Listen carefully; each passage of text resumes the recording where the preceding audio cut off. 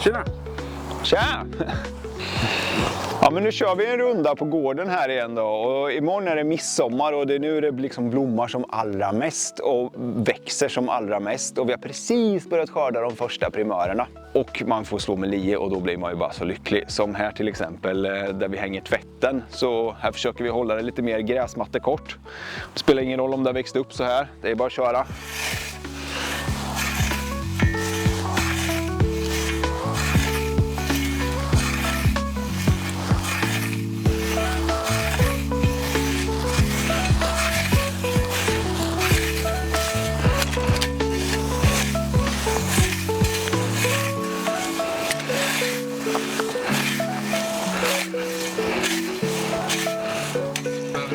Helt länge på en sån här liten. Nej, det går ju fort alltså. 10 kvadratmeter går ju på typ en minut.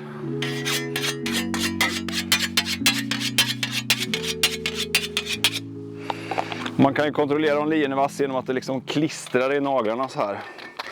Så den är rakbladsvass. Man kan också göra testet och bara hålla det mot ett enstaka grässtrå och dra och se. Som de här två små smala. Ska vi se om de bara går av här nu då. Om jag bara drar lite försiktigt. Så. Yes. Hur ofta bryner du? Eller heter det så? Ja, bryner. Ja. Alltså jag försöker bryna ungefär varje minut. Många tycker att det låter jätteofta. Men man ska ju veta att en ishockeyspelare till exempel, en professionell som är inne på ringen. Den är inne typ mellan 30 och 45 sekunder innan den byter för att den är för trött. Slår man då en minut med rakbladsskärpa och så medan det fortfarande är rakbladsskärpa så kan man ta upp, bryna lite, pusta ut och sen köra igen. Och när man är van så tar ju en brytning jättekort tid.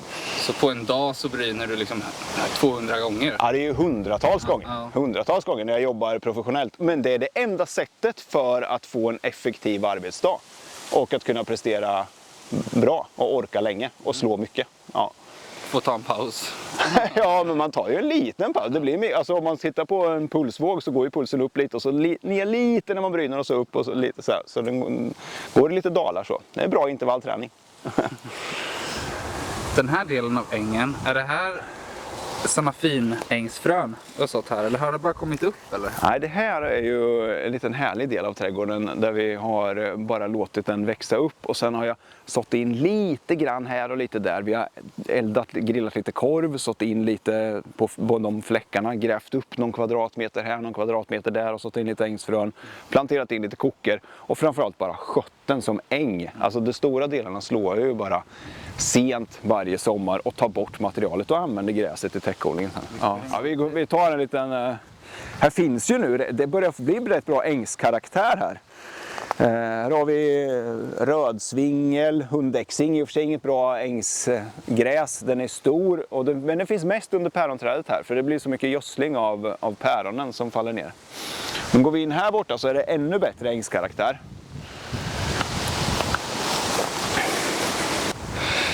Här har vi fina ängsgräs som kamexing. Här kommer det rödklint som blommar lite senare. Kolla här, stora blåklockorna börjar blomma. Alltså stor blåklocka fanns inte här när vi flyttade hit. Prästkragar, fortfarande någon smörblomma.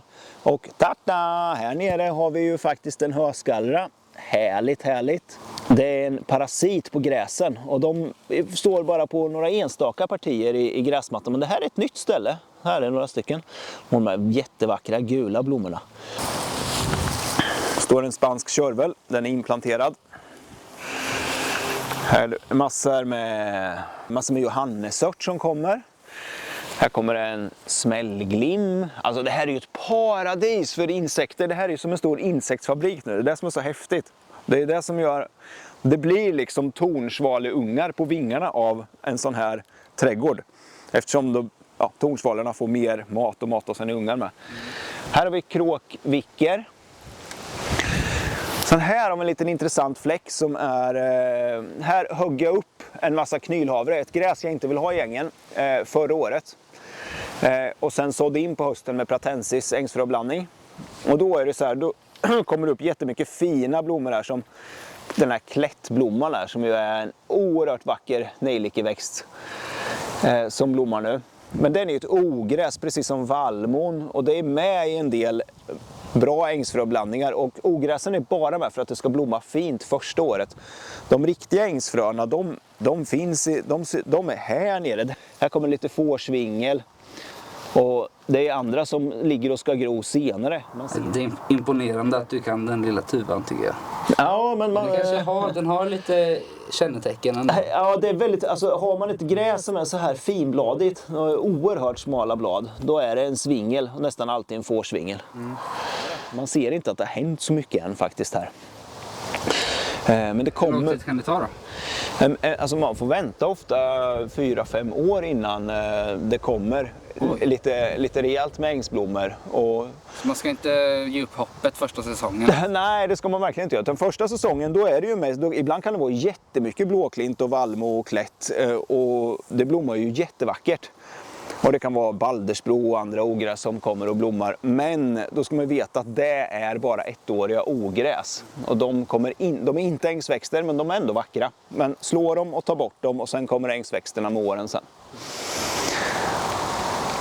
Vi ska kolla på ställe här borta också där det växer så himla mycket höskallra. Här är ett så här härligt parti med väldigt mycket höskallra som blommar helt gult.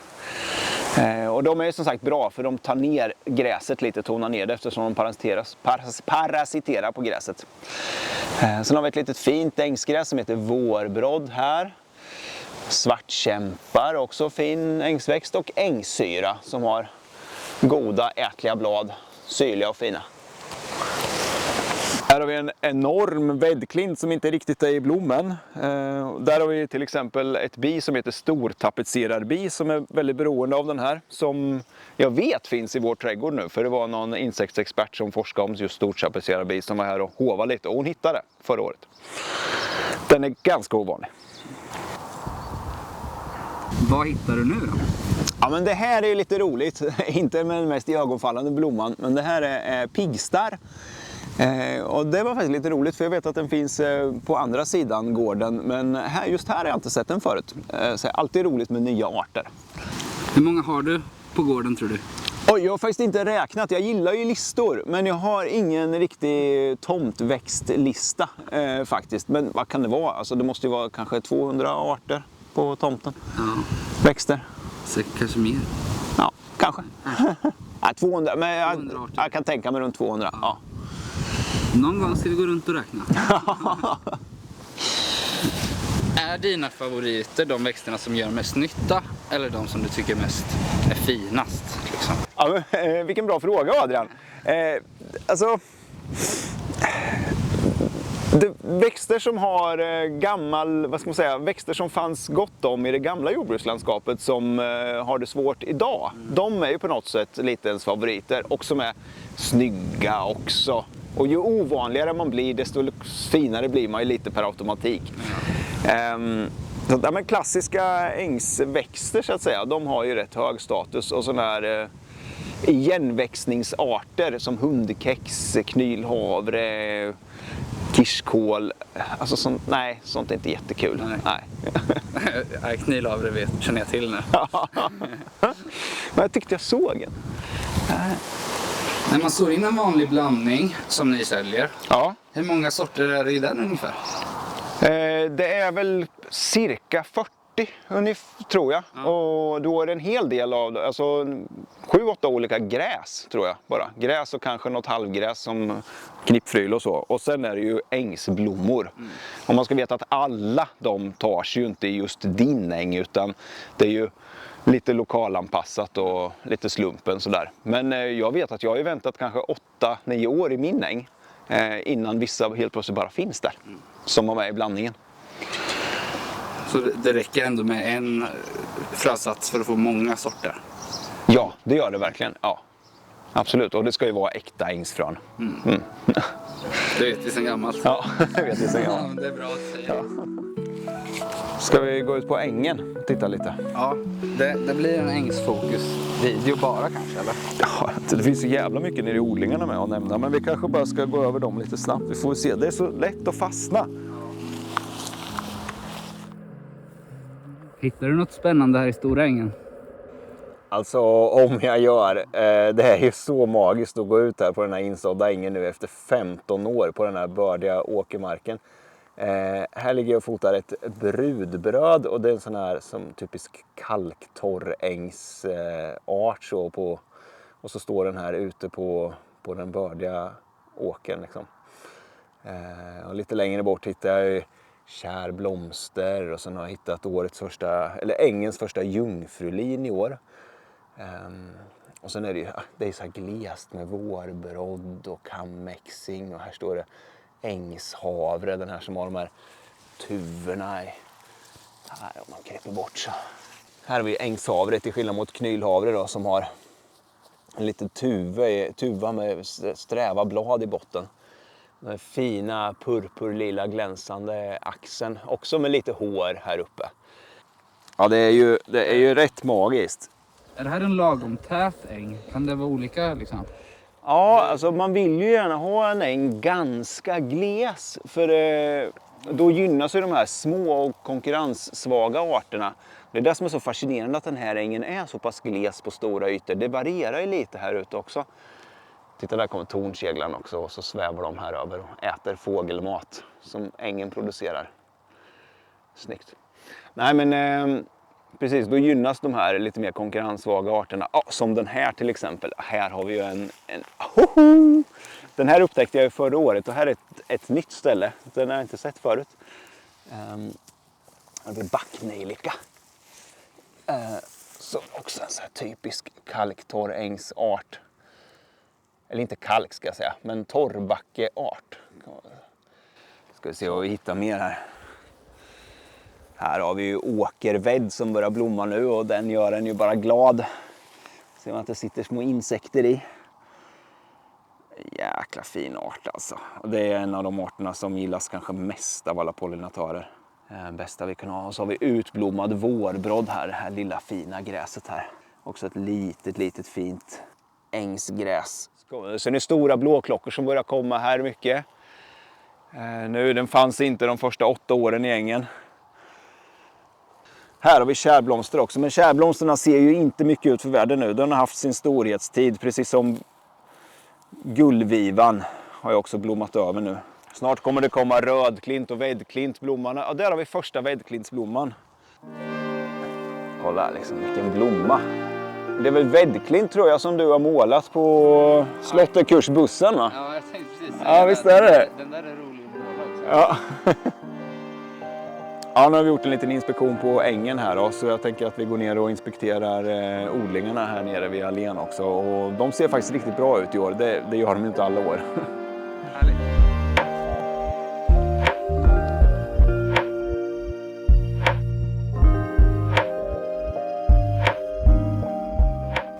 Vad har vi här? Ja, här har vi solroslandet då och solrosen har ju tagit sig superbra i år måste jag säga. Så här har vi kört lite intensiv ogräsrensning nu och sen strött ut honungsört och bovete och perseklöver och blodklöver och sen kört en gång till med hjulhackan bara så att de fröna har fått komma ner i jorden lite grann och sen en vattning på det. För då kommer det bli ett högt solrosfält här och sen så under det så blir det honungsört och bovete som blir så här höga och det lockar till sig enorma mängder av de här lite mer vanliga pollinerande insekterna som honungsbin och humlor och så. En cover crop kan man säga, ja. Så nästa år blir det potatisodlingen här sen. Försår man solrosor? Det här är direktsått eller? De här är direktsådda, ja. Och så har de legat under väv. För vissa år så kommer gråsparvar och duvor och bara äter upp alla de här precis så fort de gror. Men i år, lite låg under väv och lite låg utan väv och där ungefär lika bra uppkomst. Så gråsparvarna är snälla i år. De ser stabila ut, starka. Verkligen, mycket fina. Så vi ska se hur det ser ut. Det var stuns i. Ja, vi ska se hur det ser ut om ett par månader här. Så. Brukar du ha lien med dig?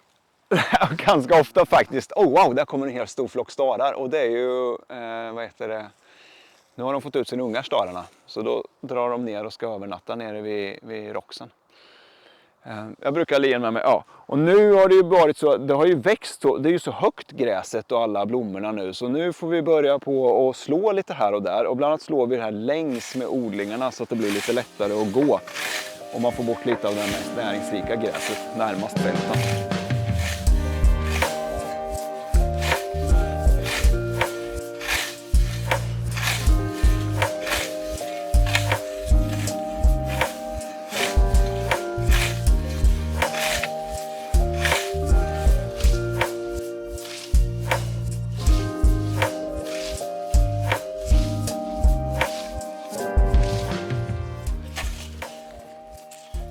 Nice! Och här i hönsgården börjar det blomma vackert också nu. Hönsen får ju gå efter ett år där det bara fått växa fritt. Så här har vi, det här är ju en favoritblomma med, blåeld alltså. Det är den som finns mycket på Gotland, i vägkanterna. Jäkligt snygg. Ingen ängsväxt riktigt, utan det vill att man liksom rör runt och stör jorden lite här och där. Så den växer i kanterna på mina odlingar och sådär. Men också lockar otroligt mycket humlor och bin och så. Och är snygg och stor. Här kommer det också klätt. Den fina nejlikeväxten som vi tittade på förut. Och cikoria som får stora fina blå blommor lite längre fram på sommaren. Och så har vi lilla hönapöna här som ligger på ruva på 7 ägg nu också. Så hoppas vi får kycklingar snart. Ja, stick ner handen så får du ett hugg. Oj, du är sur. Ja, hon vaktar sina ägg. Ja då. Skönt. Här kan man slå sig ner. Ja, visst vet du. Det är lite nice. Här, ni har förberett det från ängen eller? Ja, precis. Alltså, sist vi var här så var det väl bara väv över och typ ingenting. Och nu har även de här sena höstnarödpotatisarna tittat upp ordentligt. Så vi har hunnit att rensa ogräs och vi har hunnit kupa. Och sen så drar vi hit gräs och täcker lite. Och gräset funkar ju som bra täckmaterial. Det gör att potatisarna inte blir gröna och det ger näring och håller fukten. Då drar vi hit det på pressändningar bara efter att vi slagit. Jämnar ut det lite på pressändningen och sen rullar man över pressändningen så här mellan potatisraderna. Och då blir det som en tjock korv och så kan man ju faktiskt sitta och liksom klämma åt den där korven lite grann. Då är inte bladen uppe så här mycket, då är de bara uppe lite grann. Sen ganska snart sjunker det här ihop och bladen sträcker sig ut över gräset. Men inte hela? Nej, precis. Alltså här täcker vi inte de 4-5 bortre raderna. Här ska faktiskt på lite gräs snart. Men de bortre raderna, där är färskpotatis och där låter vi jorden vara öppen. För grejen är att bäddarna och den svarta jorden värms upp mycket bättre om den suger åt sig och tar åt sig av solvärmen. Och det här blir ju lite kyligare om man lägger på ett täcke då. Så vill man ha riktigt tidig potatis ska man kanske inte täcka den. Nej, okay. Ja, det ser jättefint ut i år. Oerhört fint. Ska också titta lite om det är ju midsommar imorgon. Vi ska titta lite om det finns någon färskpotatis under och skörda i år. Om det har gått så snabbt. Mm. Det här är ju spännande, premiär. Alltså. Första. Man brukar alltid bli besviken. Det är väl säkert nu med. Det brukar aldrig ha hunnit bli så mycket. Ja, men titta, det är ändå något. Det är ändå något. Lite potatis kan man nog ta till midsommar. 3-4 små under. Och där är själva moderpotatisen. Där ja, men lite. Ja. Det blir kanske lite potatis imorgon och lite dill har vi ju där nere också. Kul! Kul! Ja, en liten skörd. Så tar det en vecka till så är det betydligt mer potatis här under. Mm. Vi fångar de sista solstrålarna. Ja. Ja, men det här ser bra ut och det gäller ju som sagt, vi har ju mängder med ogräsfrön och målfrön sedan tidigare dumpningar på komposten. Men det går bra, till och med direktsådd persilja här funkar. Här har vi rensat noga en gång för hand och då rensar vi precis i raden och låter ogräsen stå kvar lite vid sidan av. Det är jättebra om man har väv över för då ligger väven mot de här och skyddar grödan lite. Ja, smart. Ja, så här kan man lägga sig och så tar man bara de här ogräsen som sticker upp. Det går ganska fort och så rensar man bara precis närmast raden så här. Så det här är andra ogräsrensningen av persiljan nu. Så där ser det ut på persiljan. Så låter vi mollorna vara kvar där lite. Men att det är rent i persiljeraden. Ja, och vänder vi oss om här då. Så har vi bädden med... Den här har också legat under väv. Och ligger egentligen fortfarande under väv. Så har vi jättefina färska vitkålsplanter och då står de mellan de här skorsarna som skorsen blir sen jättestor och breder ut sig. Så vi tar en skörd på färsk vitkål här först. Kolla de här alltså. Det här ser ju, det är ju propagandaodlingar här liksom. Och jäkla fina de blir.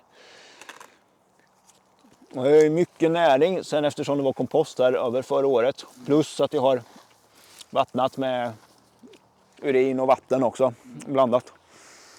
Om mollerna får stå här lite så tar vi dem på en på.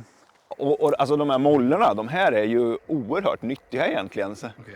Så idag gjorde vi sallad på molla och färsklök och färsk dill. Jätte. Bara rå? Ja. Ja, du tog hela. Det är en av de mest proteinrika växterna egentligen. När man bara äter bladen och inte fröna. Den har lite nötig smak. Ja, alltså de är bra. I en av de förra videorna så visade vi här någonstans att du hade en odört. Ja, Och den är ju fan skitgiftig. Ja, jag vet. Du har kollat upp det? Ja, de använder ju den för att avrätta folk för. Ja, det är jättecoolt. Och den har du här bland grönsakerna. Jag tycker den är rolig för den är ändå lite ovanlig. Men nej, man ska ju inte... Kan vi hitta den tror du? Ja, den finns ju absolut. Här har vi testat att ha lite höstnaradpotatis uppe i en sån här grönsaksbädd så den blir ännu finare liksom. Eller blir ännu mer bortskämd. Och här har vi rensat idag lite. Här har vi sen vitkål. Så det här är vitkål. De här är också oerhört fina de här plantorna.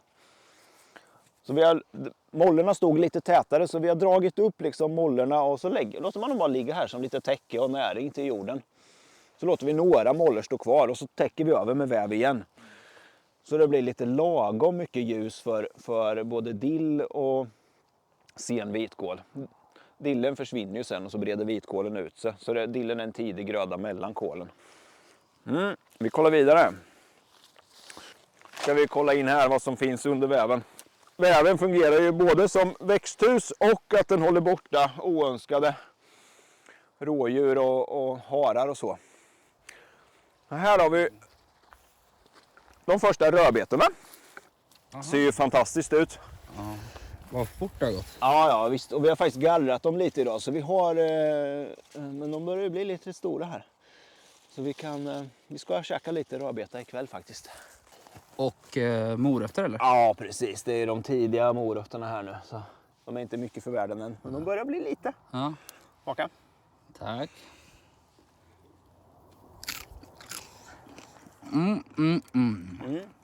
Det är något visst liksom med första touchen av skörd, morot. De här får man ju också ligga och rensa lite och så kupar man upp dem lite så här så de inte ska få gröna nackar. Men nu har de klarat den kritiska perioden och de ska inte gallras mycket mer eller? Nej, de ska inte gallras mer. Man kan ju försöka när man skördar och ta varannan lite sådär. Man börjar skörda. Men nu är det dags att börja skörda, det är det som är så härligt. Hur mycket morot får man ut på någon kvadratmeter så här? Oj, bra fråga. Det beror på sort såklart. Ja, jag vet inte. Men alltså man kan ju få flera kilo i alla fall på en kvadratmeter. Definitivt. För att om man vill odla till sig själv, man behöver ju verkligen inte så här mycket plats som du har. Nej, det bör man inte. Men om man äter jäkligt mycket grönsaker och syrar och äter året runt sådär, då går det åt en del. Och sen det beror ju på hur många man är i hushållet också. Jag kör ju hela slotterlaget med grönsaker hela sommaren också. Ja, löken också då. Ja, precis. Löken ser ju med fin. Och det här är ju sättlök som vi köper och sätter bara. Här ser man att en del går i blom och de blir det bara dåliga lökar av. Men man kan fortfarande äta bladen. Och det är normalt att några av de här tidiga går i blom.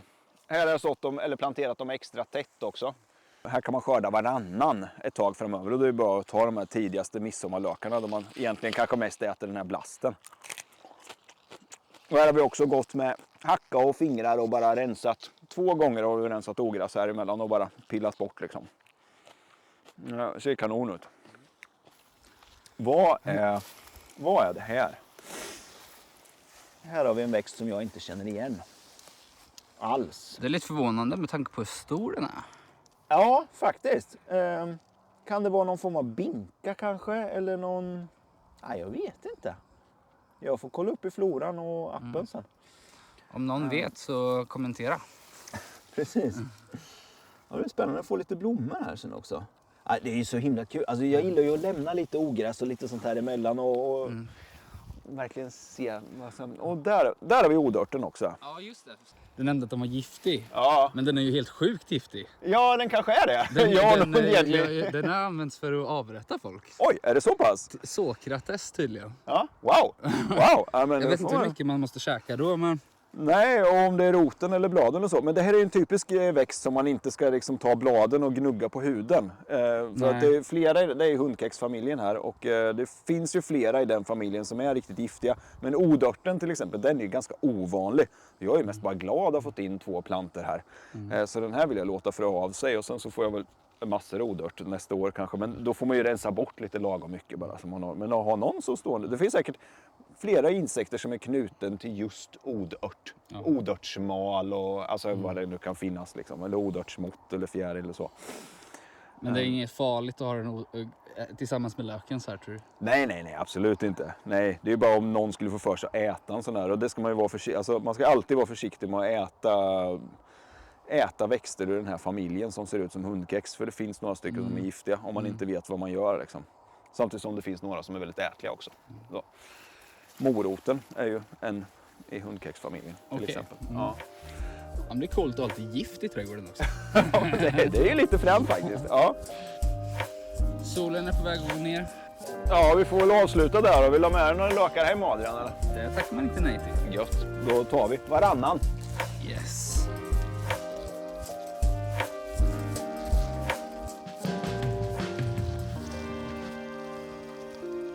Gött. Varsågod. Har du en bunt? Tack snälla. Vi ses snart igen. Det gör vi. Ha det bra. Hej. Då.